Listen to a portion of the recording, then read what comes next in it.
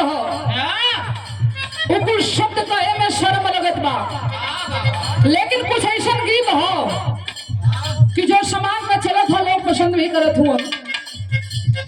Master हमार गीत बजावत हो कोनो में हरारू हो अपने मर्द के फोन पर लगल दिनवा रतिया फोन आवे, मतलब हर मिनट मिनट पर फोन करे। मर्दा घबरा के कलश की सुन घरे रही ना तो कहबी कि कमैबा ना तो कैसे काम चली। आज जब यहाँ भेज दिले बारी तो 24 घंटा में मारत बारी की फोन 23 घंटा तो रावल करत बा। आप बताओ हम करी तो का करी? कलश की आवा नहीं तो काम आवा ना तो हम अपने आप के ना घामे में अपन जिंदगी जार के मर जाई। मर्दा का पारे हाथ धले लस कलस घबड़ो मत आवत नहीं। अच्छा जब घरे आइल 15 दिन बीतल हो, अब मेहरारू संग गया भाई जल्दी भाग यहाँ कलश की जल्दी निकल जा, जहाँ से आइल हुआ कि जल्दी निकल जा, अभी तोहार रोहन हमसे बर्दाश्त नहीं के हो। मर्दा कलश अरे भाई कर का देनी कब कहला भैया मेहरारू का कहला बहरा से आवेला शोभाई के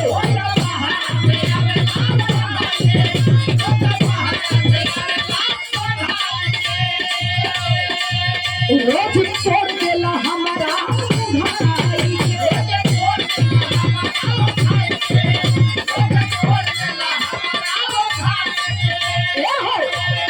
बहरा से आवेला शोभाई के रोज छोड़ देला हमारा भाई के कहेला प्लीज जब दिला करी एक चीज खातिर के ना कहेला प्लीज जब दिला करी एक चीज खातिर के ना। अरे रात भर ये राजा अरे रात भर ये राजा कमर धक सुनेला रात भर ये राजा कमर धक सुनेला।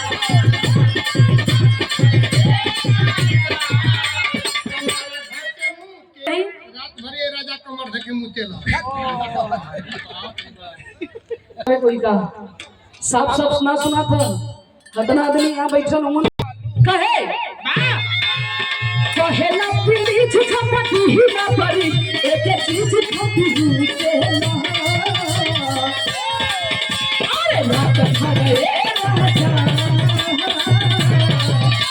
रात भर ये राजा कमर धक सुनेला रात भर ये राजा कमर धक सुनेला।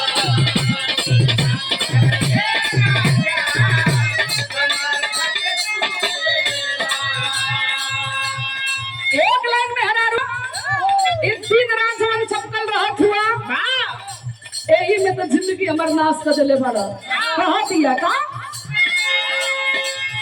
समझे हो पानी जी चल छोड़ना